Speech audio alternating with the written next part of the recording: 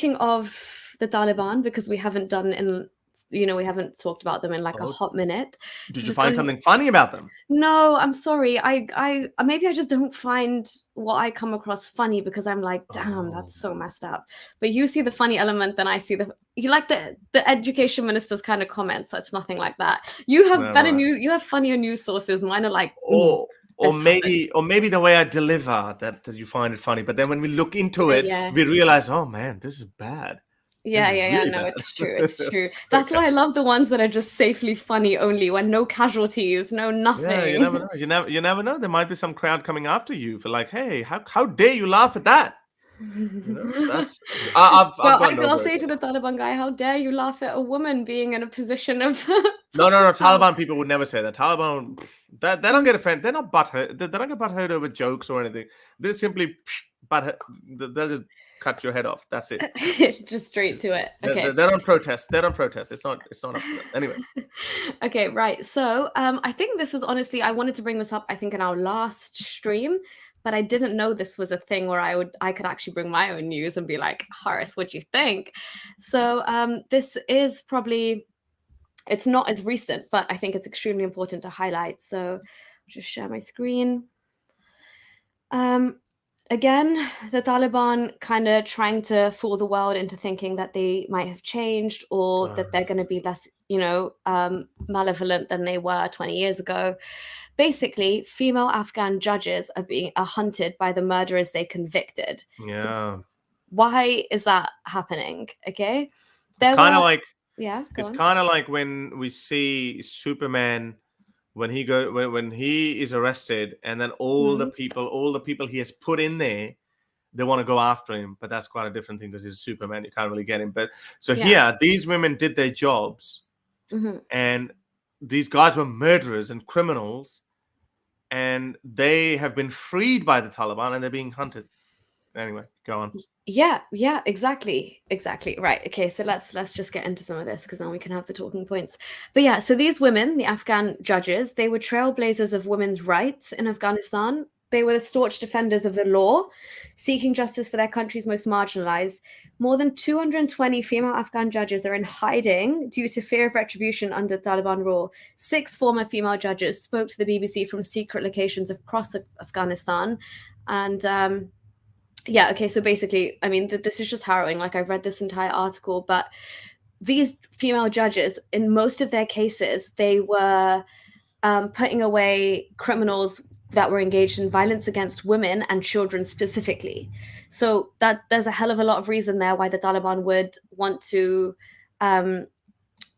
free these criminals, because they don't see them as criminals. Violence against women and against children, if we're talking about things like child marriage and forced marriage, these aren't crimes in the Taliban's eyes. So whereas these female judges are trying to uphold a different set of standards, so they've convicted people for like domestic abuse and things like this, acid attacks, they just aren't under the Taliban's portfolio of crimes, if that makes sense. But okay, so she goes, throughout her career as a judge, Masuma has convicted hundreds of men for violence against women, including rape, murder, and torture. But just days after the Taliban took control of her city and thousands of convicted criminals were released from prison, the death threats began. So not only is this woman fearing the Taliban now, she's also fearing criminals that she is locked up just by virtue of her job as a judge. Which is to uphold the rule of law and like reduce crime against women, children, anyone. But yeah, basically, in the past 20 years, 270 women have sat as judges in Afghanistan. Let's see what's going to happen, the number of women judges during the Taliban rule. Well, we don't even have a ministry anymore to represent us because we're just categorized into vice and virtue. So I think this will go down to, it's already gone down to like an actual zero fat figure. But basically, all of these women are in hiding and they're absolutely shit scared for their life, as you would be. But also what I want to highlight is that these women, where is it? Yeah. As highly educated women, these judges were previously the main breadwinner for their families. But now with their salaries stopped and their bank accounts frozen, they have all been reduced to living off handouts from their relatives. So again, okay, fighting for women's rights, blah, blah, blah. You guys get the picture, right? This is the draconian Afghanistan's new leadership. But the point here is that the Taliban claim as well that they want peace and prosperity and they want to bring the rule of law, whether it's within Islamic rights. But they are actually internally causing absolute chaos. They're destroying their own institutions. They are taking families which would ordinarily be, let's say, middle class or upper middle class in Afghanistan. I think as a sitting woman judge, I could safely say she was a middle class family. They've been reduced to not even the poverty line, below the poverty line, relying on handouts from neighbors and things like that. So the actual it's not just the Taliban and their actual rule we need to be concerned about. The things that these tiny steps that they're making, and let's call it their policy making for lack of a better word, releasing criminals, doing all of these things, they are causing like an internal chaotic situation, bringing their own institutions absolutely down on its knees. And these women were like, honestly, in my opinion, some of the last kind of frontier and the last hope for like the voice of educated women in Afghanistan. And now when these women are having to conceal their identity, hide in their homes, keep traveling, like live some nomadic lifestyle, worrying if checkpoint to checkpoint they're going to be found out, not just by the Taliban, but some rapists that they locked up, 15 years ago, could be coming after them. Somebody who was destined to get revenge because he thinks that this judge broke up their family or did him undue justice or whatever. Like, this is a massive, massive problem, and these women have literally nobody to turn to in terms of the factions in their country. But yeah, that's just my little rant on it. Horace, take it away. What do you think? Well, you covered pretty much most of it, but what's more troublesome is the fact that these people are being released because under Taliban's worldview, these were not crimes that they were convicted of. Yeah. If wife beat, and this is again goes back to Hakikachu, people like that who support Taliban, they know Hakikachu is educated, he knows that. But those people who are people like these ones, 55% of Pakistanis who support these ones, people who support that kind of a government in Pakistan as well, or anyone who's just so silly. And I've seen. I was speaking with this doctor in England. He was so happy that of Pakistani descent. He was so happy that Taliban had come to power. So this is what they're doing, because what is that? So if a woman convicted someone for beating his wife, then it's not a crime under Taliban's worldview. Yeah. That's why you shouldn't Precisely. be. Acid throwing acid could also be in their worldview. I'm not saying whether Islam allows that or not. Acid throwing acid is different, but that is under Taliban's worldview. Well, it's part of disciplining them. Mm-hmm. That's why we say that the world is watching, because Taliban, the only improvement we've seen in these Taliban is the fact that they've actually become a bit more cunning. They used to be like, yeah, we do what we do. Now they're saying, no, we have changed, but they haven't really. So they're good in covering it up. But again, they're actually not that good, because these news is still coming out.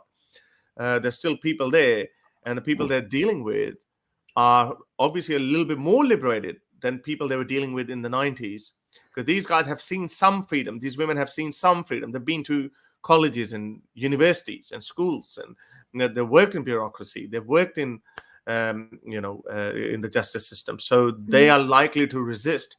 But it's so heartbreaking that at what cost, though? We covered that story. This woman was killed by some people, unknown people. Only an idiot would think that they were not linked to the Taliban, for simply going to a women's rally.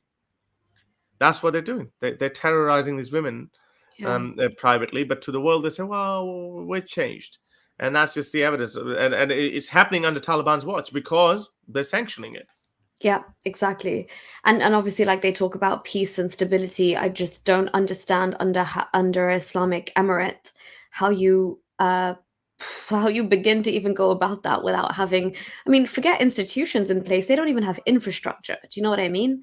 And what you're doing with this brain drain as well, not just like this gender apartheid, but actual brain drain, is just, it's going to have insane implications. Kurdish female fighters defeat ISIL in Syria and set up direct democracy under feminist principles, giving courage and building ties with Afghan women. Did they actually? Oh yes, I mean, I remember there were some women, Kurdish women, who had taken up arms. I remember watching a documentary on Vice or SBS or something where they interviewed, they followed this one woman. She was a badass. They You are, these know, Kurdish female fighters are Woo. badass. Honestly, I have so much respect for these women. Like, Oh, but they that actually are brutal though. hardcore. She was Taking on doing the same thing to them, like, chopping and beating and like all of that. I was wow. like, ooh, Oof. yeah. Vice showed that, and she was actually criticized, but she was like, like we're fighting a monster. This is war. Yeah, But I and they're think so outnumbered, and they've lived, they've had lived experiences under them in their possession. So you can yeah, imagine the emotions and like seeing their loved ones being snatched away, potentially like killed, raped in front of them. You can see what like propels them to want to defend their territory and their turf. And I just have the utmost respect for somebody who can, especially like it's not easy to get women together and fight and train and learn about weapons, especially when it's in such a rogue setting. It's not a formal setting. These girls literally are like in a villa, and they've got a couple of guns, and they're just having like daily training practices, and it's just so much driving them to come together and preserve their heritage and their identity. So yeah, mad respect. And Veiled Rose, it's so good to see you here. I will be in touch soon, but thank you so much for your support.